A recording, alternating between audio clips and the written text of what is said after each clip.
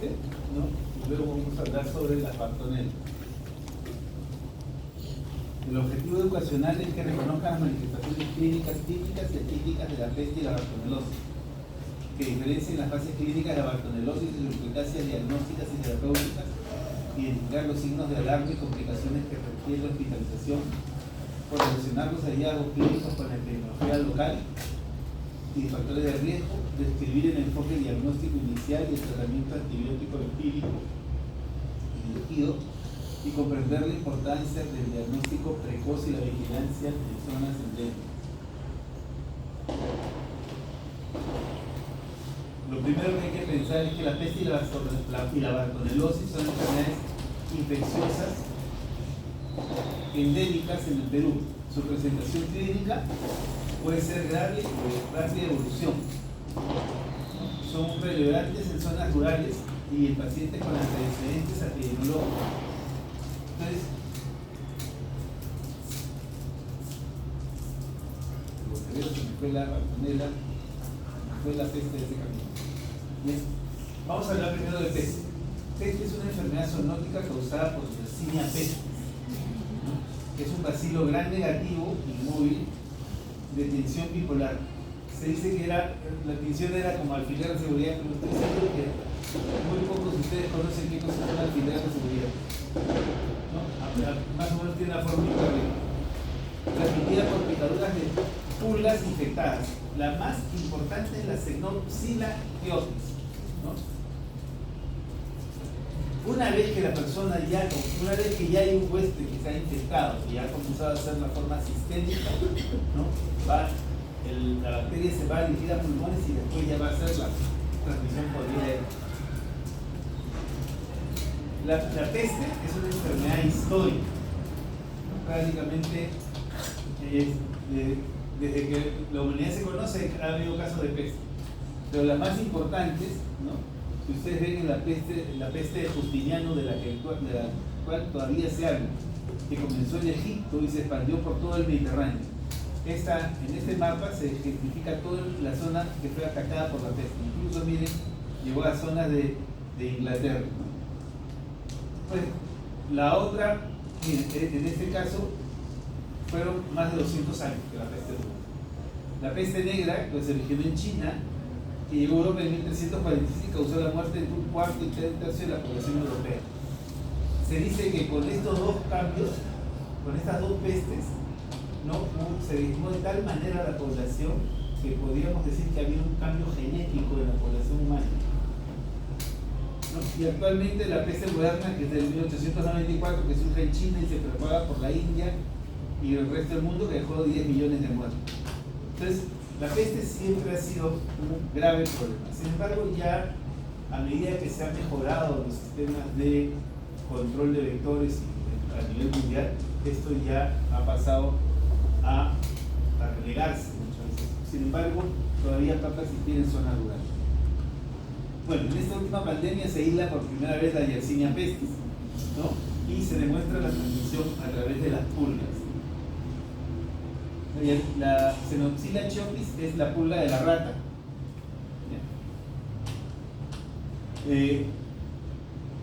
La epidemiología la enfermedad es endémica en las latitudes a las latitudes de 49 grados y 37 grados de Sudamérica.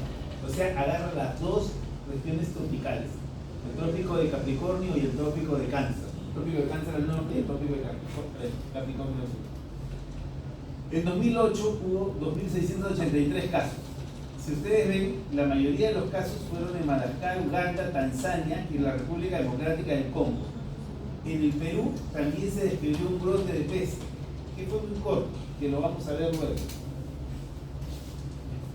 En 2018 solo se han reportado 243 casos, pero básicamente ha sido en la zona de África, ¿no? En Madagascar y la República Democrática del Congo.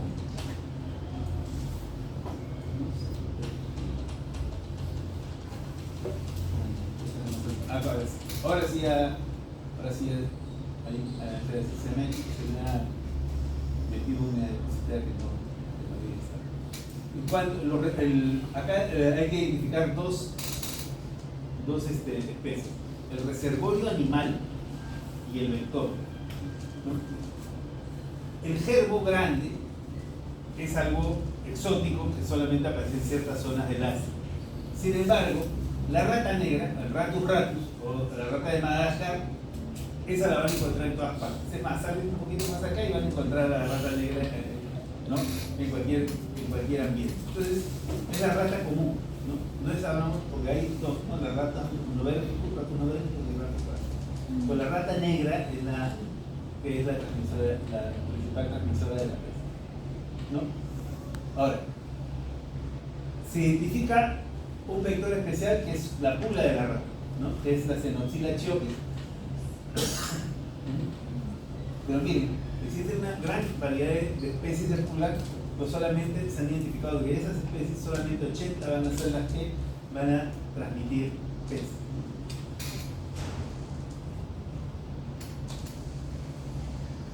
Esta es la gráfica de los países que han reportado peste, ¿no? en la última década. Como vemos, nuestro país está involucrado en el asunto también. ¿Y esto por qué? Porque probablemente nosotros no nos demos cuenta de la situación, cómo se ha venido dando, pero en el caso, por ejemplo, si uno mira la epidemia que aparece en Perú, vamos a dar cuenta que está relacionada con los grandes crecimientos de los sistemas acuíferos en el país. Bueno, también se ha reportado en algunas en las zonas en los Estados Unidos, usualmente se reporta en las zonas más frías, ¿no? Bueno, y en Europa prácticamente toda Eurasia está comprometida. Acá vemos más o menos los casos de peste que se han reportado en el Perú. Miren, cercano al 2000 hemos tenido un brote fuerte, pero luego entre el 2007 y el 2014 se han ido reportando casos de peste. Ahora, en el Perú, el lugar más importante donde se ha diagnosticado siempre peste es Cajamarca. Cajamarca. Y por vecindad afecta a Trujillo. ¿Qué es lo que ha sucedido? Si ustedes ven más o menos cómo ha sido el crecimiento de las grandes irrigaciones en el Perú, ¿no? Estamos hablando de Chavimochi, Gallito Ciego y todas ellas, ¿no? Entonces, cuando crecen estas grandes irrigaciones, entonces toda la zona de la costa se vuelve una zona agrícola. Entonces, al volverse una zona agrícola, lo que se ha ido experimentando a mediados de la década pasada, estamos entre el 2010 y el 2015, lo que se ha estado experimentando ha sido una migración de las poblaciones de la zona de sierra, principalmente Cajamarca, ¿no? Cajamarca, la zona de Tarapoto, pero principalmente es Cajamarca hacia lo que viene a ser la costa norte. Y en esa migración, la persona migra con todas sus costumbres, ¿no? Entonces, una de las costumbres que tenemos habitualmente nosotros en algunas zonas del Perú es el consumo del cuy. El consumo del cuy. Entonces, y la zona de la sierra es una zona que consume mucho caballo. Entonces, ¿qué pasa? Muchas personas a la hora que se mudan, ¿no? Se mudan con sus animales y con sus costumbres, y obviamente esto atrajo a los que los acompañan a los cuyes, que son las ratas, ¿no? Entonces, y eso ha ocasionado el brote en la costa norte. Ahora, al crecer las plantaciones, también crecen las ratas, ¿no? También crecen plantaciones, también crecen los roedores. Entonces, muchas veces un mal control de vectores puede ocasionar que estos roedores, ¿no?, se acerquen a la zona urbana. Entonces, ese es un detalle que hay que tener en cuenta. Por eso es que lo que vienen a ser los grandes cambios, ¿no?, dentro de lo que viene a ser la ecología, van a determinar que también algunas enfermedades también se diseminen. Por eso es que sucedió lo que van a ver luego. Y esto es más o menos lo que quieren hablar aquí cuando en la CDC se habla de la ecología de la peste, ¿no? Por ejemplo, en las zonas rurales de Estados Unidos. Miren, las pulgas conviven con las especies rurales, las especies salvajes, ¿no? Y probablemente entre ellos haya una pequeña transmisión o una transmisión controlada. Sin embargo, cuando el hombre invade, estas especies, ¿no?, también se ven afectadas, y dentro de ellas también sus vectores, y afectan a los animales a los animales domésticos. Y al afectarse los animales domésticos, ¿no?, ya el hombre se afecta por continuidad. Eso es lo que se explica en el brote de peste en La Libertad, ¿no? Bien, este es el abstract que lo presenta el doctor Donaire, del Instituto Nacional de Salud. La peste neumónica no es una forma clínica de peste de baja frecuencia y alta letalidad, transmitida por la inhalación directa de Yersinia pestis proveniente de un animal o de persona a persona. Los resultados: se identificó un caso índice y 3 casos adicionales. De estos últimos, 2 fueron infecciones intrahospitalarias relacionadas con el caso índice. La presentación clínica inicial se caracterizó por fiebre de inicio súbito, escalofríos, mialgias, dolor torácico y evolución en menos de 24 horas a hipotensión arterial y cianosis. El inicio del tratamiento varió de 2 a 12 días, observándose que los casos con inicio precoz del tratamiento tuvieron un mejor resultado clínico. La mortalidad o la letalidad fue del 50%. El brote fueron 4 personas, de los 4 se murieron 2, y los 2 que se murieron fueron médicos tratantes. Entonces, acá tenemos, ¿ven?, la localidad donde se presentó el brote fue Mariposa Leiva, ¿no? Entonces, Ascope, dice, ¿no? Entonces, ven, el caso índice es este. Miren, el contacto, si uno ve el contacto es directo de persona con el gato, ¿no? ¿Por qué? La persona, el caso índice, hace peste neumónica. No hace peste bubónica, sino hace peste neumónica, lo cual es llamativo. Para que haga peste neumónica una persona, tiene que haberse contagiado por transmisión aérea de otra persona, básicamente, o de un animal cercano. En este caso era el gato de la casa, ¿no? Y el gato de la casa, ¿cómo se infecta? El gato de la casa se infecta al comer o al atacar a los roedores. Dentro de ella era atacaba a la rata. Entonces, una vez que él se afecta, miren, el siguiente, que es el caso que examina a la paciente, el caso 1, es un hombre de 35 años, médico residente, ¿no?, que entraron con sospecha que era una influenza, que realmente no fue influenza, sino fue una peste neumónica, ¿no? Entonces el residente hace el cuadro. Y al costadito cae el estudiante de medicina, ¿no? El estudiante de medicina, que hace también una peste neumónica necrotizante. Y bueno, y la otra situación fue el hermano, la otra que ya fue el hermano de la paciente que tenía 5 años, ¿no? Entonces, ¿ven? Entonces, la diseminación de la peste es brutal realmente. Entonces, y eso es preocupante. Y eso nos llama a pensar siempre en que hay que evaluar pacientes, pero cuando uno tiene sospechas de cosas graves, hay que tener adecuadas medidas de control.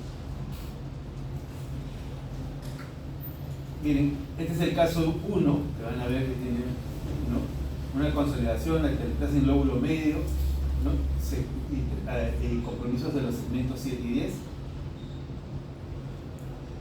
Este es el caso 2, o sea, el residente que tiene bien 2 lesiones pulmonares. Este es el caso 3, el interno.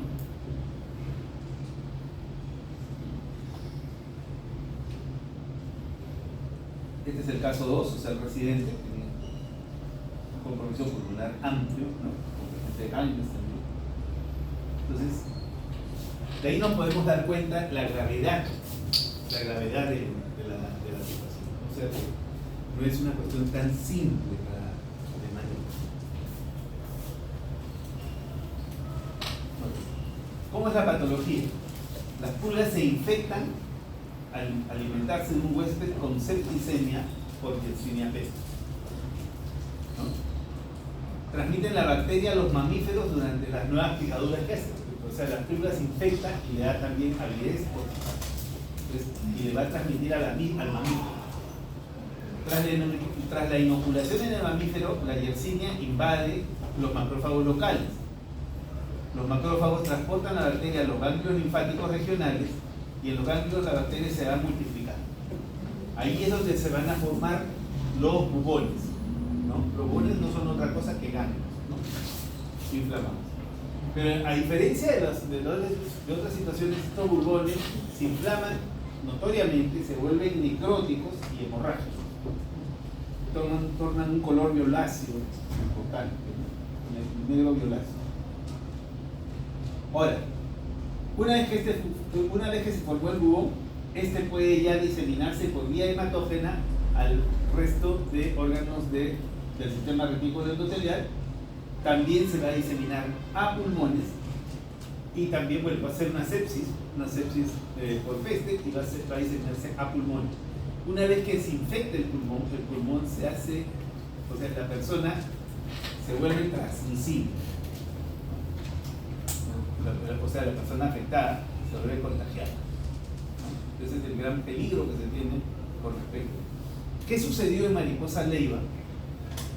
El gato se enferma, ¿no? El gato se enferma, el gato hace la forma bubónica, se enferma, y el gato de la casa es manejado por la familia, y la persona, el gato le transmite vía aérea a la persona la enfermedad, y la persona, o sea, el caso índice, hace la forma neumónica y no hace la forma bubónica. Entonces, ahí es donde confunde, ese es el momento en el que se confunde la situación, ¿no? Porque si yo veo bubones, yo voy a pensar probablemente en peste bubónica, pero si yo veo solamente una manifestación respiratoria, entonces no hay forma que yo identifique una peste, ¿no? Y es lo que sucedió, y es que finalmente afecta a los médicos que trataron al paciente. Entonces, eso es lo que hay. De ahí vamos a entender entonces dos formas básicas. La forma bubónica, que es la primera, que es por picadura de pulga. La forma septicémica, que es la diseminación general que tiene la persona. Y la forma neumónica. ¿Cómo se puede contagiar a las personas? O bien porque le pasa la pulga, o bien porque por vía aérea se contagia. Esas son las dos formas como se van a contagiar. Y es por eso que tenía una gran mortalidad, tuvo una gran mortalidad en el medioevo, ¿no? Cuando uno ve las películas por ahí, va a escuchar la peste negra, y la gran mortalidad fue por eso. O sea, el aseo como que no es de mucha costumbre, aún ahora el aseo no es de mucha costumbre en algunas zonas de Europa, ¿no? Y en algunas zonas donde hay limitación de agua al aseo, entonces también eso ocasiona ciertos problemas. Entonces, ¿qué tenemos con respecto a la forma bubónica?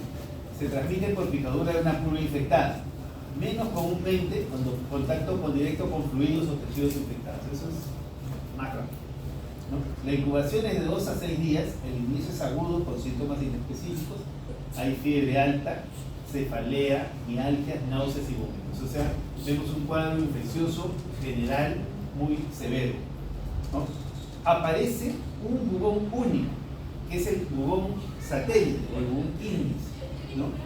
Entonces, ustedes van a ver la aparición de un ganglio, ¿no? En la zona satélite, como digo, con una gran inflamación caliente, ¿no? Y es palpable. La localización va a sugerir el punto de localización, obviamente, que puede ser inguinal, ¿no? Puede ser axilar o también podría ser cervical. Sin tratamiento, a los 5 o 6 días esto va a progresar en un estado tóxico. Fiebre persistente, taquicardia, postración, confusión y delirio. La diseminación del ganglio puede llevar a la forma septicémica o antiguamente a la forma neumónica. Entonces, si uno trata con antibióticos en esta etapa, uno puede controlar la infección. Pero hay que tener en cuenta de que la transmisión persiste. En la peste septicémica, ¿qué tenemos? La bacteriemia intermitente por peste bubónica puede llegar a una sepsis severa, que es letal. A veces la sepsis es la primera señal clínica, ¿no? Nosotros vamos a ver que va a presentar la persona un cuadro de coagulación intravascularmente diseminada, cuadros de trombosis, necrosis, ¿no? Va a haber hemorragia, como dice, va a haber acrocianosis. También va a haber cuadros neumónicos, cuadros meningíticos, lesiones oculares. Entonces, en ese sentido, la enfermedad es muy severa, ¿no? Y es visiblemente severa.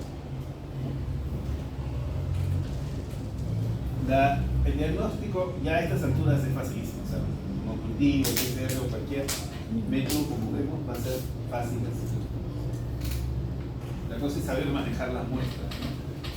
Si hacen el diagnóstico también corren, o sea, manejar las muestras también corren el riesgo también de tener la posible enfermedad. Esta es una enfermedad de hay que tener medidas de cuidado de grado de nivel 4. Entonces, el aislamiento es importante. Bueno, lo que se hacía para COVID, todo lo que se hacía para COVID en una primera etapa, ahora ya no, ahora tú ves un COVID y no te interesa. Pero cuando lo hacían para COVID en la primera etapa, fue tomado básicamente el manejo de la peste de la sepsis. Entonces, eso es lo que hay que tener en cuenta. La peste neumónica, altamente virulenta y transmisible de persona a persona por vía aérea, ya lo han visto, mató al presidente y mató al interno, ¿no? Incubación corta, de 2 a 3 días, súbito inicio con fiebre, escalofrío, malestar, puede ser secundaria desde una peste bubónica, como comentábamos, o también puede ser primaria, como el caso de la paciente mariposa Levis, ¿no? El diagnóstico clínico inicialmente es difícil, requiere de mucha agudeza en el planteamiento, de tener una historia clara y saber que uno está en un ambiente donde podría haber peste, ¿no? El uno cambia de mucoide a enuctoico, hay taquimia, disnea, hay dolor preurítico que también puede estar ausente, ¿no? Y pues peste secundaria, dice, muchos pacientes mueren antes de desarrollarse neumonía. Eso sí es cierto, ¿no? O sea, que muchos pacientes que ya han hecho una sepsis van a morir antes de que desarrollen neumonía. No de aquel.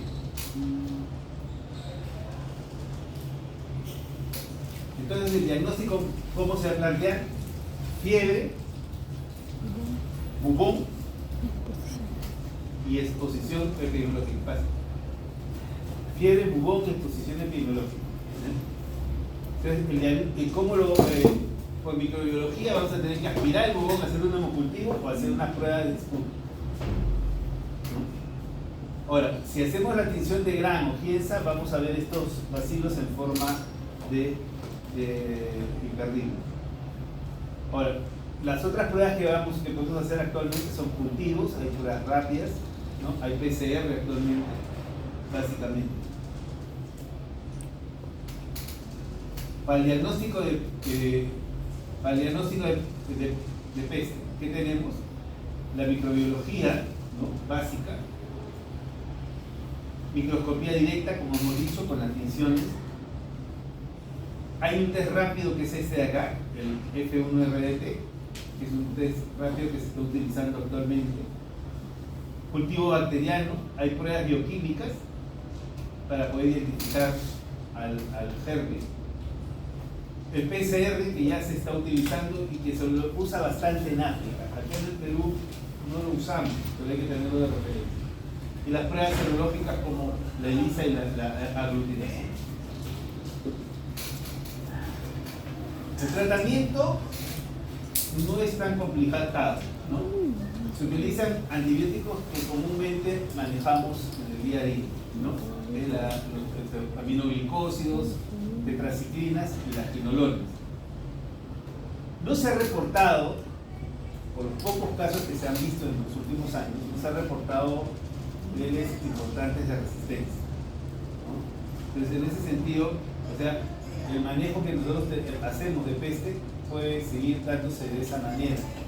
hasta que no haya alguna mutación de la fecha. Entonces, para la bubónica, para la forma bubónica, el tratamiento, miren, es streptomicina o ciprofloxacina, ¿no? Podría darse la ciprofloxacina sola o un aminoglicosio más ciprofloxacina. La duración del tratamiento va de 1 a 10 días.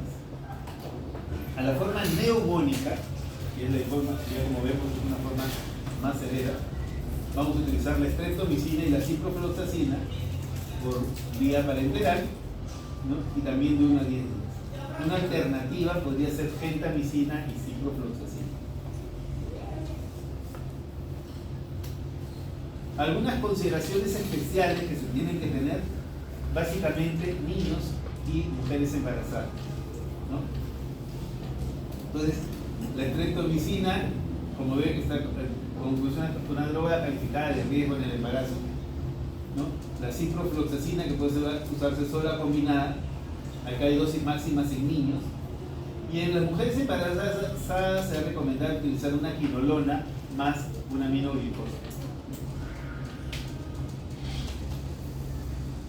En cuanto a la prevención, lo que tenemos que hacer es vigilancia epidemiológica en zonas endémicas. Ya entendemos nosotros que si hay ratas, puede haber peste, ¿no? Si hay ratas y pulga, puede haber peste. Si hay ratas, pulga y migración, puede haber peste. Entonces, eso es lo que hay que considerar. Entonces, esas situaciones son importantes a tener en cuenta. Control de roedores y de las pulgas. Y aquí hay que tener una visión más completa de la situación. Porque a veces uno dice, y a veces uno escucha, por ejemplo, cuando hay riesgo de peste, ¿no? Y a veces las autoridades, con buena intención, en este caso lo hacen con buena intención, las autoridades agarran, dicen, hay riesgo de peste, y lo primero que hacen es desratizar la comunidad, ¿no? Agarran y le meten veneno a cuanto espacio hay y matan a todas las ratas y mascotas, ¿no? Entonces, unos cuantos niños también se llevan pero básicamente el tema de desratizar tiene que ser bien meditado. ¿Por qué? Como dicen, más vale malo conocido que bueno por conocer. Si es una zona agrícola, ¿ya? Si es una zona agrícola y tú desratizas y matas las ratas de la comunidad, entonces va a haber una migración de las ratas. ¿De dónde? Maté las ratas. ¿Usted cree que se queda la comunidad sin ratas? No se queda sin ratas, sino las ratas del campo tienen la oportunidad y se meten. Y si se meten las ratas del campo, entonces, y hay un equilibrio silvestre, entonces esas ratas del campo que estaban en equilibrio, al meterse en la comunidad, entonces pasa a ser más complejo que lo que ya tenía. Así que no es tan fácil, ¿no? Entonces, justamente, bueno, yo tengo dos hermanos que son agrónomos, trabajan en toda la zona de costa, ¿no? Y justamente la principal preocupación que tienen ellos es de que por ahí a alguna autoridad se le ocurra matar ratas, ¿no? Porque dicen, matas ratas, y lo que haces es que migran las ratas de los cañaverales, pasan las ratas a las comunidades. Y no solamente migra eso, sino también migran los animales salvajes, los que capturan ratas. Entonces, también se mueven serpientes, también se mueven otros animales. Entonces, y al mover eso, lo único que hace es mover la peste de un lado para otro. Entonces, hay que tener cierto cuidado en ese sentido, ¿no? La rata es parte de nuestra vida, así que hay que saberla controlar, no aniquilarla completamente. ¿Okay? Educación comunitaria, evitar el contacto con animales muertos, eso es importante, porque una vez que se muere el animal, ¿no? Entonces pulgas son las que van a saltar, ¿no? Aislamiento de los casos con neumonía y profilaxis a los contactos, esa es otra situación que hay que tener en cuenta. Si estoy en una zona, ¿no? Si estoy en una zona que yo sé que puede haber peste, porque se ha descrito peste, 5 casos neumónicos, entonces siempre tengo que tener cierto control, ¿no? Pero por lo menos poner una mascarilla antes de hablar a los pacientes, ¿no? ¿no? Y si hay sospecha de peste, entonces lo que hay que hacer es que a todo el grupo que trabaja, darle profilaxis. La profilaxis es la doxiciclina, así que pasa. Actualmente no hay vacuna para peste, ¿no? Y la va a haber, porque no da dinero. Entonces, como no hay dinero, entonces nadie va a producir una vacuna, salvo que alguno de ustedes quiera crearlo. Pero tampoco se gana el Nobel por eso. Entonces, ese es el detalle. Así de mal estamos. Estamos tan mal de esto como de la siguiente enfermedad. Bartonella. ¿Qué tenemos con respecto a la Bartonella? Entonces,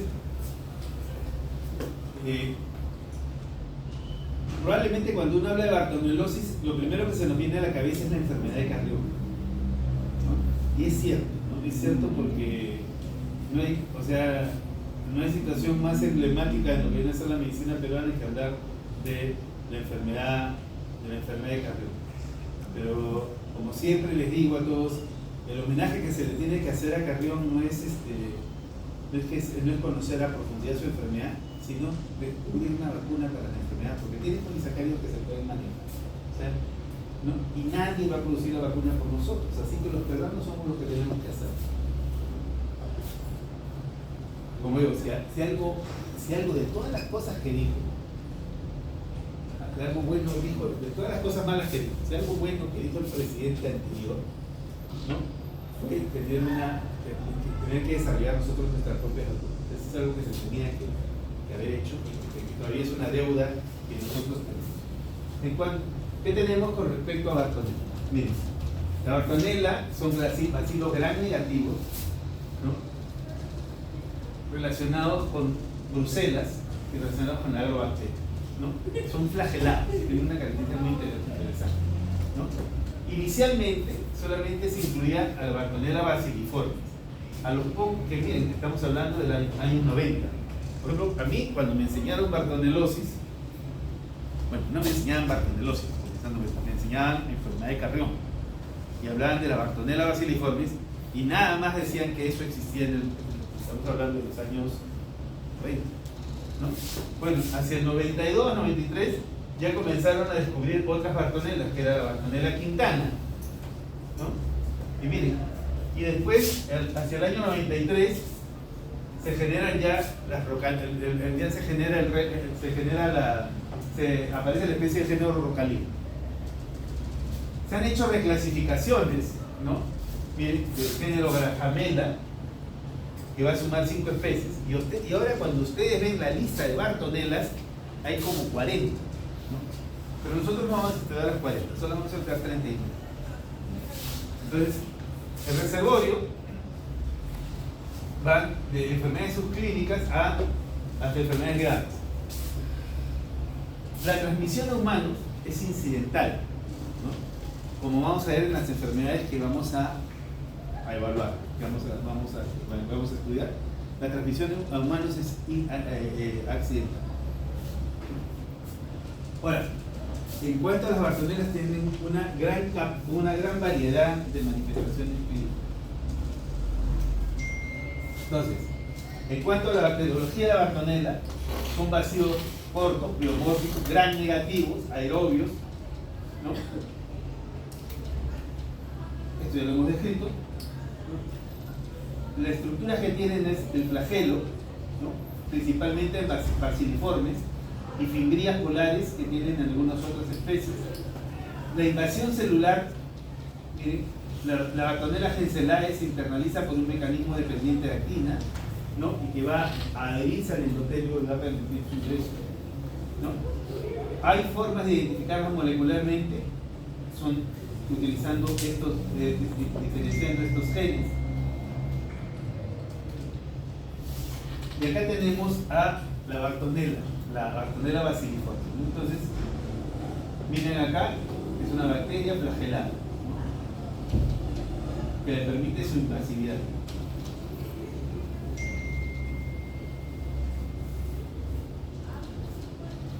En el caso de la Bartonella bacilliformes, el vector principal es la hembra del flebón, ¿no? O sea, la lunsomía, o sandfly, o mosquito de arena.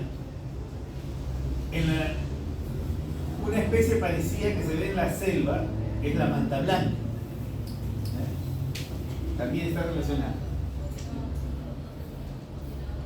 Ahora, la transmisión es por la picadura del lutsonía.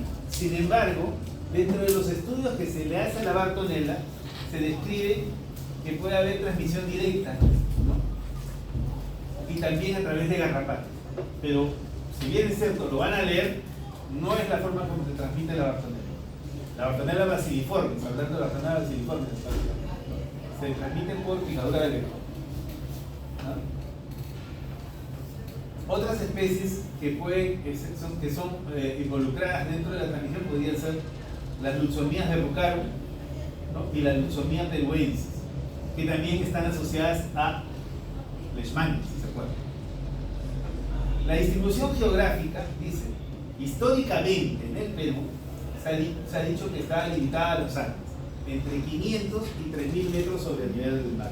Estamos hablando de las zonas de los valles interandinos, la región Yunga, ¿no? Básicamente. Entonces, esta enfermedad se ha descrito en todos los valles interandinos que van desde el sur, ¿no? De la parte de Chile hasta Colombia. Sin embargo, donde más va a predominar es en la cordillera de los Andes, del Perú, ¿no? No se ha identificado un reservorio natural para la enfermedad. Se entiende que es transmisión de humano a humano todavía. Sin embargo, van a haber múltiples investigadores en el Perú, ¿no? Que van a decir que puede haber un reservorio animal. Se me ocurre, por ejemplo, Ciro Maguiña. Ciro Maguiña dice que se transmite, o que un reservorio pueden ser los burros, porque a los burros se les ha encontrado algunas veces se le ha encontrado verruga peruana. Entonces, podría ser, pero no está probado. Por el momento, decimos que no hay reservorio animal conocido, ¿no? Y escuchemos otras informaciones de forma anecdótica. Expansión en área endémica. Se han visto en casos de disminución hacia otros lugares.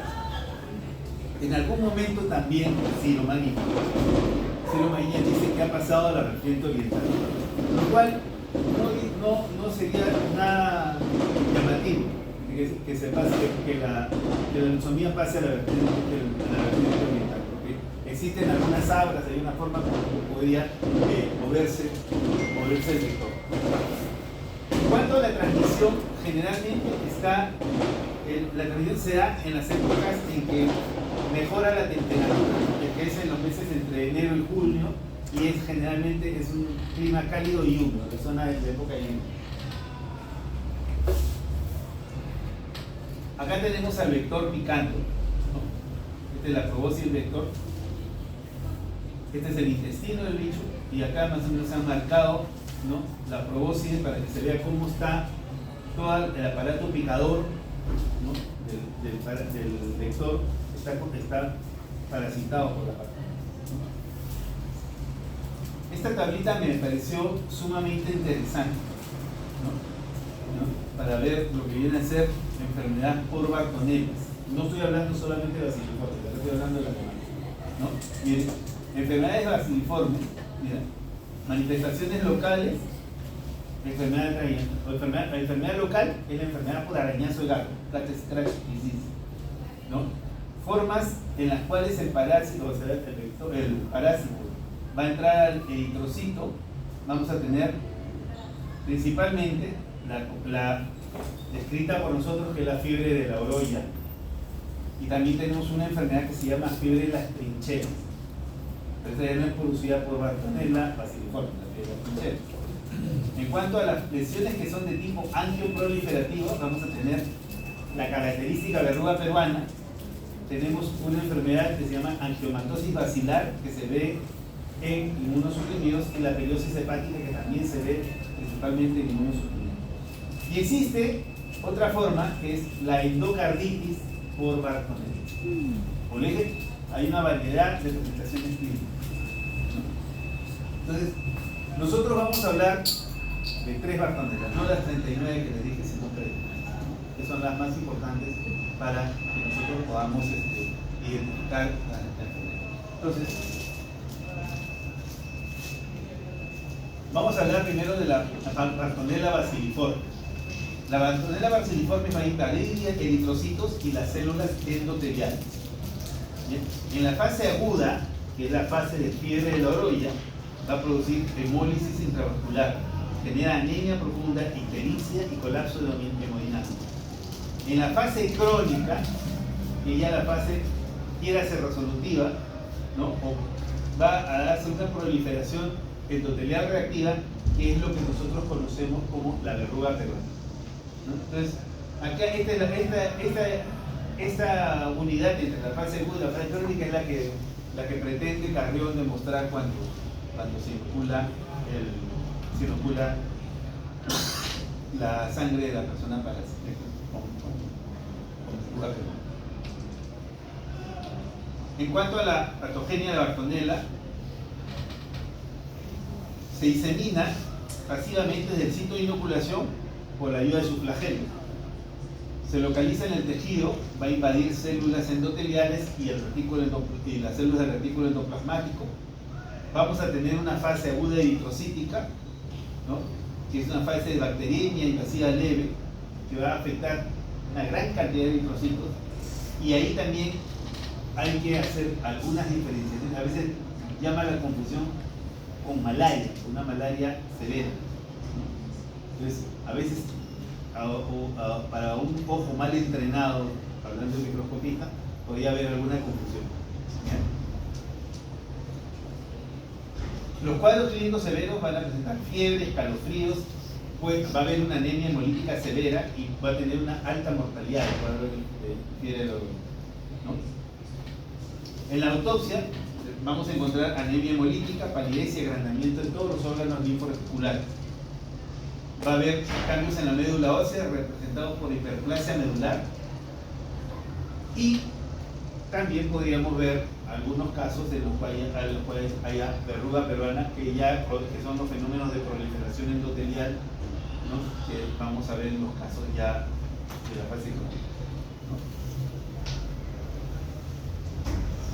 Entonces, en la fase aguda van a haber algunos signos de alarma. Anemia severa con desaturación de oxígeno, muy parecido a malaria, si se recuerda. Anemia severa con desaturación de oxígeno. Ictericia progresiva por la hemólisis. Encefalopatía hipóxica, que nos puede hacer pensar en una malaria cerebral también, ¿no? Shock séptico, hipotensión refractaria. Y algo que es llamativo es la coinfección con patógenos oportunistas. A nosotros nos decían de que la fase aguda de la bartonellosis se parecía mucho a un síndrome de inmunodeficiencia adquirida, cuando recién estábamos hablando de SIDA, ¿no? Entonces, ¿por qué? Porque la persona en la fase aguda tiene una gran destrucción medular, entonces lo que vamos a ver es manifestaciones de inmunosupresión en fase aguda, que pueden ser llamativas, ¿no? Y lo que más se veía en esa época, lo que más se veía era sepsis por salmonela, ¿no? Recuerden que estamos hablando del año 92, ¿no? Y en el año 92 todavía no había un control sanitario tan amplio como ahora sí se ve. Ahora el control sanitario, pese a que es malo, ¿no? Ha logrado contrarrestar lo que viene a ser la salmonelosis antigua. Entonces, lo que veíamos era sepsis por salmonela, pero podría ser sepsis por cualquier otro agente, ¿no? Entonces, pero sí hay que darse cuenta de eso, ¿no? Que la fase aguda de la Bartonella, ¿no? puede estar asociada también a cuadros de sepsis severa. Entonces, es fiebre de la orolla.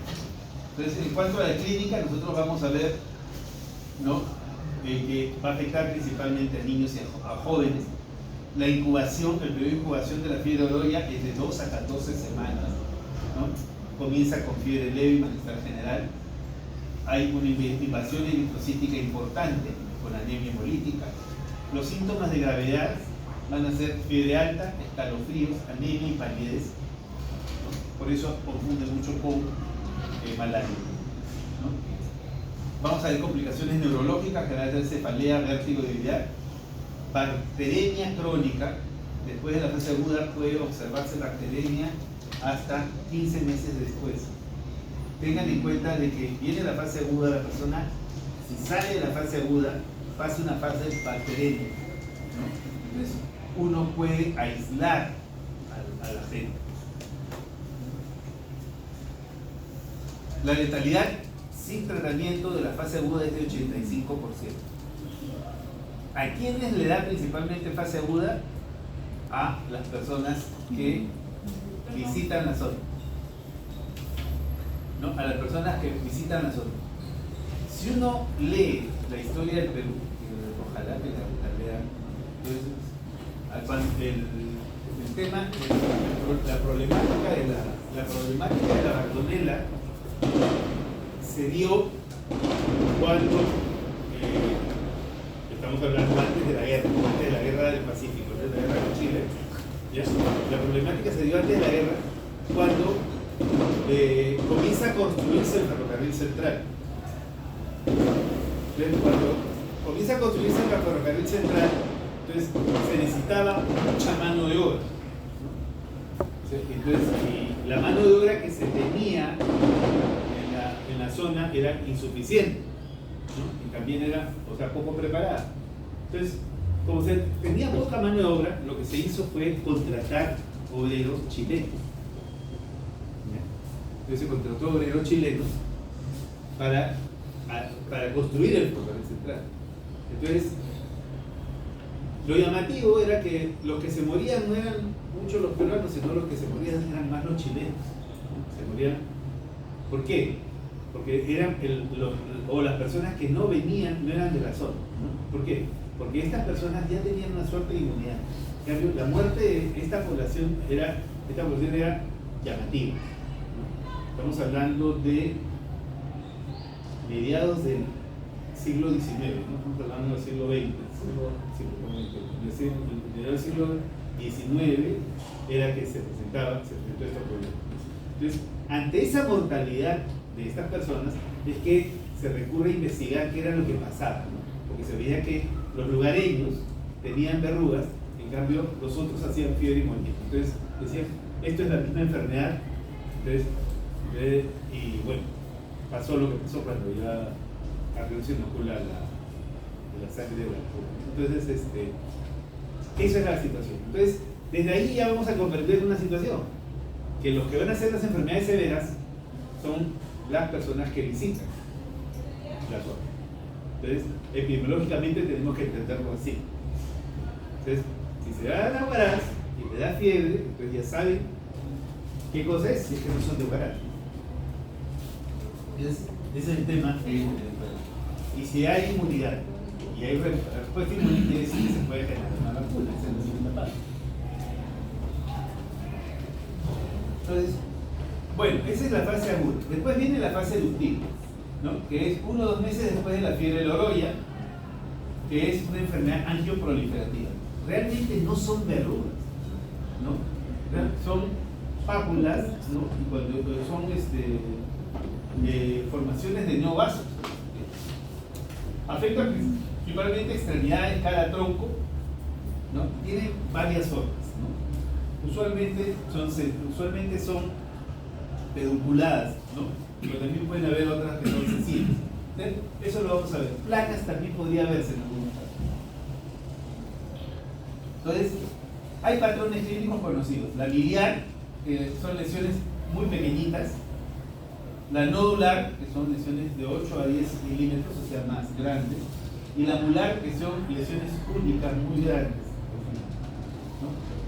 Se parece mucho a lo que luego hemos visto como sarcoma de Kaposi, o, bueno, se parecía a una enfermedad que se presentaba en la población en la primera etapa del SIDA, que era la angiomatosis vascular, ¿no? Entonces, en la primera etapa del SIDA había sarcoma de Kaposi por un lado y también había la famosa angiomatosis vascular.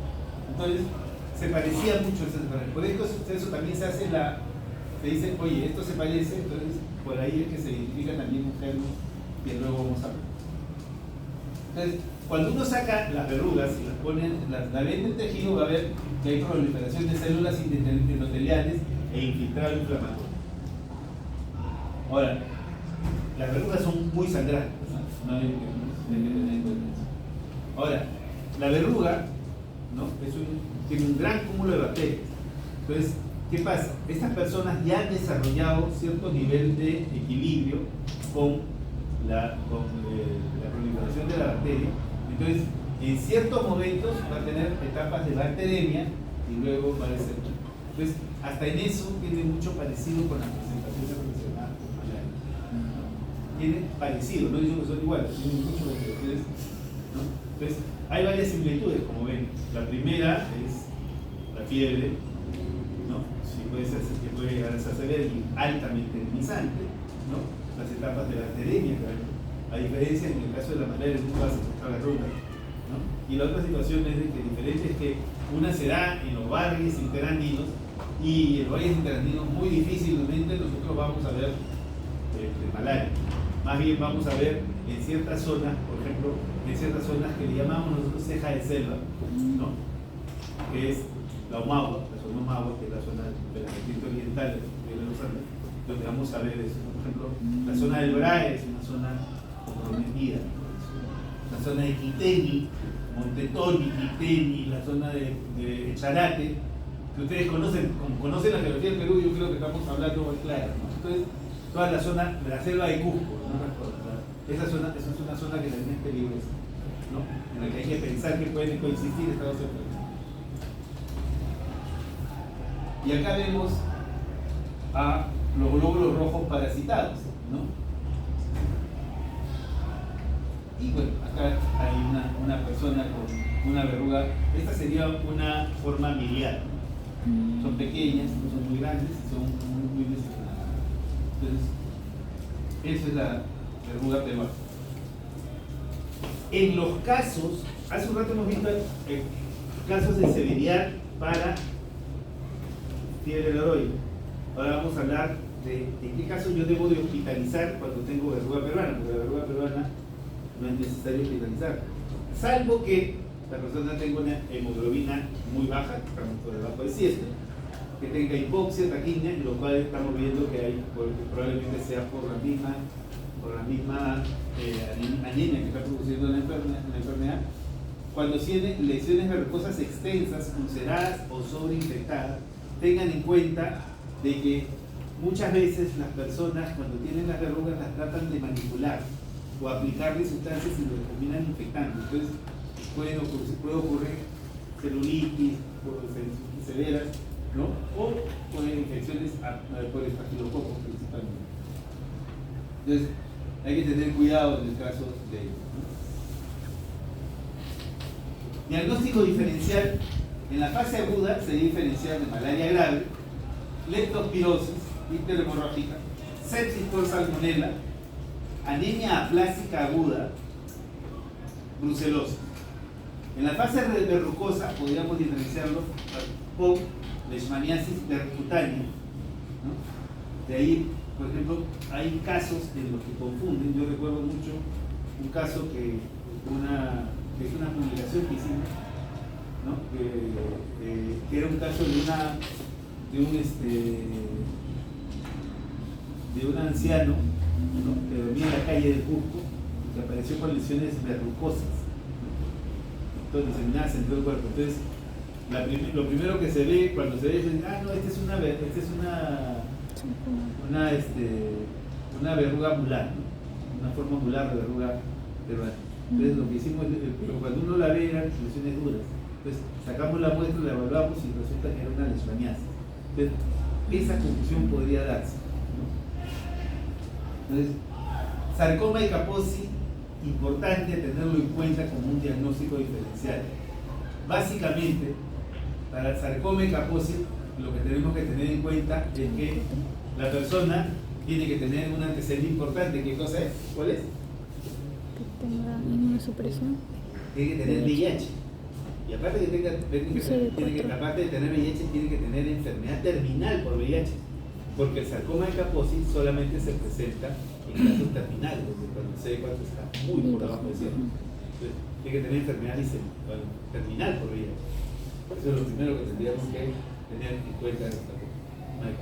Y el sarcoma de Kaposi es una enfermedad que se presenta prácticamente en hombres, ¿no? Hombres que tienen sexo con hombres. No se presenta en otra población, o ancianos, o personas, ancianos, pero también de una forma muy rara. Yo básicamente sarcoma de Kaposi he visto en el grupo de hombres que tienen sexo con hombres, está relacionado con virus herpes tipo 8.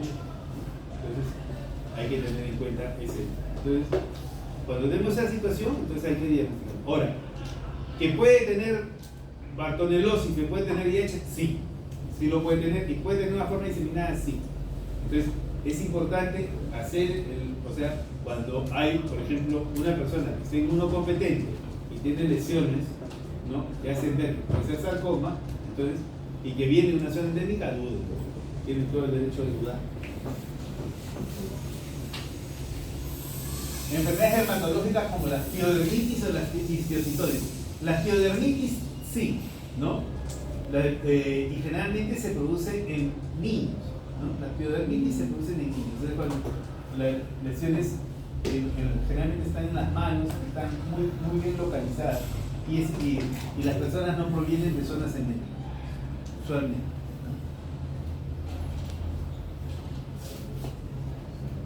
Otra enfermedad relacionada con Bartonella, esta vez ya no estamos hablando de la Bartonella basiliforme, es esta, que es la famosa fiebre de las trincheras, ¿no? La fiebre de las trincheras es producida por la Bartonella, fue detectada en pasado durante la Primera Guerra Mundial. En este caso, el transmisor el vector ya no es la leucemia, sino el vector es el piojo, el vehículos humanos corpóreos, ¿no? Está muy asociado a entornos de pobreza, ¿no? Entonces, por ejemplo, ¿por qué llamativo? Porque, por ejemplo, en la época de la guerra, en la Gran Guerra, que es la Primera Guerra Mundial, entonces la lucha se generaba principalmente, era en trincheras, ¿no? Los soldados entrando por las bases de trincheras, estaban meses ahí detenidos, disparando a la otra trinchera y casi no se ven. Están a una distancia muy cercana, pero están escondidos en la trinchera. Y en esas trincheras había de todo, ¿no? Había ratas, había piojos, ¿no? Los soldados no que se bañan todos los días, ¿sabes? El piojo era en zonas frías también, eso era un problema. Entonces, era el lugar especial para que prolifere la Bartonella quintana, y entonces se dieron estas enfermedades en esta zona, ¿no? Ahora, ¿en qué otra situación se puede dar esta condición? En las situaciones en las que hay grandes migraciones. Hace un rato hablábamos de la pulga de la rata, que también en zonas donde hay gran hacinamiento, puede haber pulga de rata. En los lugares donde hay grandes conglomerados humanos, ¿no?, de migrantes, también podría proliferar el piojo y vamos a tener fiebre, podríamos tener Bartonella quintana y tenemos ya todo asociado para el problema, ¿no? Otros vectores de la Bartonella quintana pueden ser no solo los piojos del cuerpo, sino los piojos de los animales. ¿Conocen el piojo del cuerpo? Nunca he visto el piojo del cuerpo. Pero hay pedículos humanos. No es el mismo que pedículos capitis, ¿no? Y tampoco es de cervical, ¿no? Son diferentes. El piojo del cuerpo es un piojo como el de cabeza, pero es de color medio cremoso, ¿no? Y generalmente está asociado, o sea, uno lo encuentra en personas que tienen pobres condiciones de aseo. No es algo muy común encontrarlo en personas que tienen un aseo promedio. No estoy hablando que se bañen todos los días, pero por lo menos si se bañen una vez a la semana, creo que no van a tener piojos. Aún así, tienen que tener unas pobres condiciones de aseo. ¿Y quiénes son esos? Básicamente, personas que están en condición de calle, ¿no? Personas que son migrantes que están hacinados en ambientes que ellos también podrían tener una suerte de recuerdo. Entonces, puede tener esta situación. Entonces, y en los animales. La infección afecta a una pequeña fracción de glóbulos rojos que permiten la acción inmune. Después de un periodo de 2 a 3 semanas, los síntomas van a incluir fiebre, cefalea, dolor de extremidades y conjuntivitis. Los episodios pueden ser recurrentes, ¿no? Puede persistir la enfermedad hasta 8 años. Entonces, es una enfermedad que también se ve mucho en las, por ejemplo, en estas comunidades donde, por ejemplo, en estas guerras en África, cuando hay estos ambientes donde se aglomera gente, en los campamentos, ¿no? En los campamentos de refugiados se ve también. La endocarditis. O sea, si bien es cierto, hablamos de fiebre de las trincheras que está relacionada con Quintana, estamos hablando de Bartonella, de fiebre de la Oroya que está con Bartonella, de la Verano que está con Bartonella, ¿no? Acá ya podemos ver algunas variantes con respecto a la endocarditis, ¿no? Que es una complicación grave de Bartonella Quintana y la Bartonella Henselae, ¿no? Que afecta a personas vulnerables. En el caso de la Quintana puede impactar válvulas sanas y se asocia con el alcoholismo, pobreza extrema y piojo. En el caso de Quintana, piojo, ¿no? Y en el caso de Henselae, ¿no? Es común en personas que ya han tenido alguna globulopatía y tienen exposición a gatos.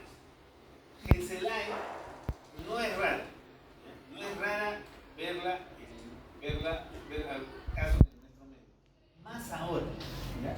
La semana pasada acabo de tener un caso de Bartonella por Henselae en una administradora de una, ¿cómo se llama? De un almacén, una chica que administraba un almacén y que ella, porque tenía un perrito en el almacén, pero dejaba que los perros callejeros entren y convivan con el perrito y jueguen con el perrito. Entonces, muy amante de los animales. La cosa es que comenzó a hacer fiebre y nadie sabía. Entonces, cuando le preguntamos qué cosa pasaba, entonces ella hablaba que tenía perros, digo, tenía fiebre y gatos, ¿no? Parece arañazo de gato. Y bueno, tomamos la prueba y ahí está, es un arañazo de gato. Este es un caso. Otro caso, ¿no? Entonces, ahí hay que tener en cuenta la exposición a animales callejeros. Entonces, hay que ser bueno con los animales, pero no todos, ¿no?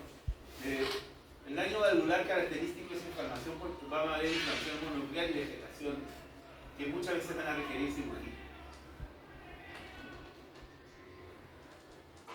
Los cultivos sanguíneos usualmente no nos van a dar mayor resultado. Vamos a ver fiebre y vegetaciones. Ahora, Bartonella Quintana se va a presentar siempre en poblaciones vulnerables. Recuerden, bajas condiciones de higiene, ¿no? Otros agentes que van a estar asociados a endocarditis, como ya le dije, no solamente en el caso de endocarditis, hay una bacteria, pueden haber varias. También puede estar la Elisabetta y la Vinzoni, que no la vamos a estudiar. Entonces, si ustedes tienen endocarditis, ¿no? Y buscan condiciones relacionadas con Bartonella, piensen en Quintana o piensen en Henselae. Y por ahí las otras son más rápidas. Esta es la enfermedad que yo les cuento, la enfermedad por arañazo de gato. Que esta es una enfermedad localizada, como hemos visto, es una linfadenitis regional provocada por la Bartonella Henselae, ¿no? El gato es el reservorio y la pulga facilita la transmisión. O sea, reservorio gato, vector pulga. Entonces, Henselae, gato y pulga. Quintana, piojo. Bartonella, Vinzoni. Principalmente la enfermedad se transmite por arañazos o mordeduras, aunque es poco frecuente a pesar de los contactos con los gatos. Las pulgas infectadas replican en la Bartonella Henselae y infectan bacterias viables hasta 9 días. La prevalencia de Bartonella Henselae es mayor en climas cálidos y húmedos con frecuencia entre septiembre y abril, que es una cálida. La infección en humanos se establece en el sitio de inoculación y puede causar linfadenitis regional. ¿Quiénes tienen usualmente positividad a la tonalidad general? Los veterinarios, los que bañan perros, ellos tienen, ¿no? Por ejemplo, ahí en el hospital hemos visto cerca de 2 o 3 veterinarios que vienen con fiebre y vánculos. Cuando vienen con eso es la tonalidad general. Y muchos de los veterinarios ya entienden la situación. No es que también lo nieguen, ¿no? Pero también tienen ese tipo de cosas. Entonces hay que tener en cuenta ese detalle. ¿Y quiénes? Bueno, también en otro grupo de los que se ven también es en los que recogen animales callejeros. Entonces esos que tienen albergues, que le cuidan a mi gatito que lo acogen en adopción, o pueden permitir en adopción, a ellos también usualmente tienen problemas. Yo he tenido 2 casos de mujeres de entre 18 y 20 años que han tenido compromisos serios por la comunidad pensional. O sea que no es raro ese tipo de manifestación. En ratones la infección se resuelve rápidamente, en humanos la linfodenopatía puede persistir hasta 1 o 2 años. La enfermedad por arañazo de gato clásica es una pápula indolora en el sitio del arañazo que aparece 3 a 10 días después del contacto. Hay una linfadenitis regional que aparece a las 2 semanas. Los ganglios pueden alcanzar tamaños variados, ¿no? 2 a 3 semanas, que son ganglios grandes, de 2 a 3 centímetros. Supuración, nunca he visto, pero refieren que sí puede haber supuración y por ahí podría confundir con un linforangioma venérea o con una paliza, ¿no? Ahora, los ganglios más afectados son los ganglios axilares. La mayoría hace la enfermedad y después está feliz, pero sí hay cierto grado de astenia, ¿no?, de las personas.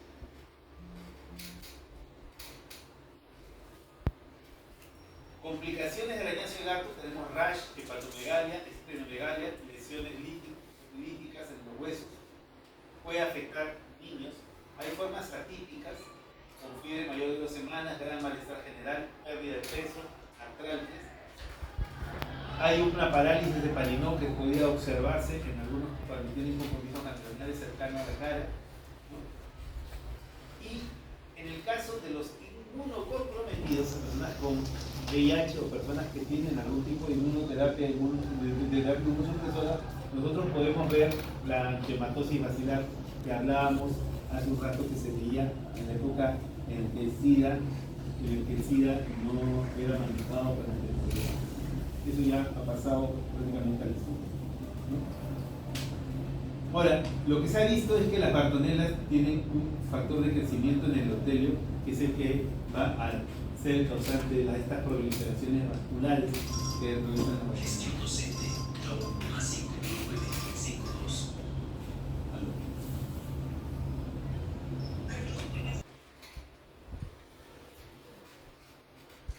Para tranquilidad de todos ustedes, el diagnóstico es el mismo para todos, ¿no? Entonces, cultivo bacteriano, BCR, serología, Western blot, puede haber inmunohistoquímica. ¿Se acuerdan que cuando hablábamos de Chagas, hablábamos del seno diagnóstico? El seno diagnóstico también podría desarrollarse teniendo en cuenta sus diferencias, porque en el Chagas utilizaban el reducto, ¿recuerdan? Ahora, en el caso del seno diagnóstico se tendría que utilizar el parásito, un parásito para cada cosa. Es una forma de hacerlo y es para investigación. El seno diagnóstico, cualquiera que sean los métodos de seno diagnóstico, es peligroso, ¿no? Es bastante peligroso por la posibilidad de que uno termine siendo el caso. Entonces hay que tener en cuenta. Bueno, y para evaluar las válvulas cardíacas podríamos utilizar las tinciones pulmonares. El tratamiento, lo he separado aquí para ver. Enfermedades por arañazo de gato es bastante sencillo, bien. Es acitromicina o doxiciclina, una tetracitrina, por eso va bien. Si hay compromiso de las retinas, que sí se ve en el arañazo de gato, ¿no? Nosotros hemos, como le dije, estas niñas que criaban gatos del Parque Kennedy de Miraflores, 2 de ellas han hecho lesiones retinales, ¿no? Entonces, si le hemos tenido que dar tratamiento, entonces, ¿no? Enfermedad de arañazo de gato que compromete el sistema retículo endotelial, ya hay que utilizar rifampicina o una aminoglicosio. En la angiomatosis basilar, que es la enfermedad en inmunosuprimidos, hay que utilizar un macróleo o una tetraciclina. Teliosis hepática, eso es producida por Elisabetta o también producida por Quintana. En ese caso se utiliza también un macróleo de oxiciclina. Generalmente el compromiso de la teliosis hepática es inmunosuprimido. La fiebre de las trincheras, una tetraciclina básicamente. El aminoglicósido también puede usarse. Las endocarditis con las tetraciclinas pueden ir muy bien.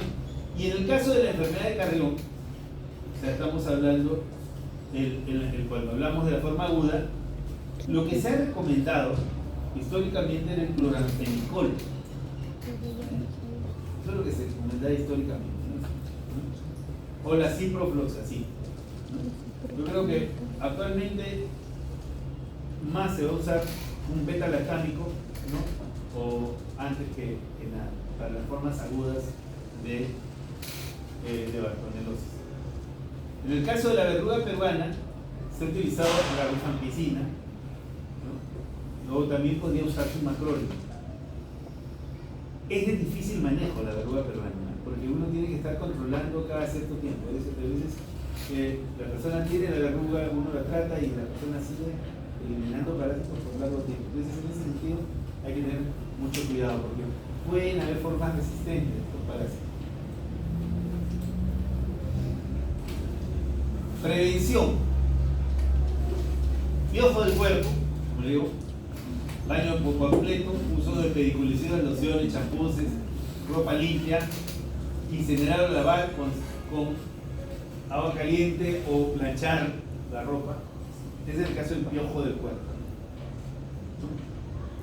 Pulgas de gatos y perros, fumigación y hay que bañar al perro, ¿no? Arañazos y mordeduras de gato, entonces principalmente es evitar la posición y al animal hay que tratar. A veces hay la costumbre, por ejemplo, de tener un gato y permitirle al gato que salga de la casa, ¿no? Los gatos se permiten salir, el gato cuando sale de la casa no es como el perro, que al perro por lo menos uno puede controlar con correa, no he visto a nadie que saque al gato con correa. Entonces sacarlos de la casa de los gatos es exponerlos, o permitirle al gato que salga del ambiente de la casa es exponerlos. Hay que tener mucho cuidado, ¿no? Entonces, bueno, y en el caso de los vectores, en el caso de las leucemías, la fumigación espacial podría ser una condición, pero siempre, o sea, en el caso de las leucemías son vectores que pican bajo, ¿no? Pican bajo. Entonces, usualmente van a ovipositar en zonas donde hay una gran cantidad de nitrógeno. Entonces, ¿y dónde hay grandes cantidades de nitrógeno? Entonces, unos ambientes donde hay grandes cantidades de nitrógeno son las zonas donde han caído las hojas de los árboles. Los árboles, cuando las hojas se descomponen, van a tener nitrógeno. Esa es una forma que es fácil controlar, ¿no? Eso no es tampoco muy difícil de controlar si estamos cerca de los ambientes. Eso es fácil controlar. Pero la otra zona, ¿no? Y que no sé por qué no la hice, ¿no? Es la zona donde uno hace fecalismo, ¿no? Entonces, ¿qué sucede? Uno se va al campo, se va de campamento, ¿no? Se va de campamento, ¿no? Y no tenemos la costumbre nosotros de hacer nuestro huequito, nuestro pozo seco y cosas así. Y todo el mundo va a hacer fecalismo en el mismo lugar. Entonces, ahí tienen una gran concentración de nitrógeno y les va a picar en esas zonas bajas del cuerpo, ¿no? Entonces, no es raro que esa situación suceda, o sea, esa situación suceda y generalmente en las poblaciones, ¿no?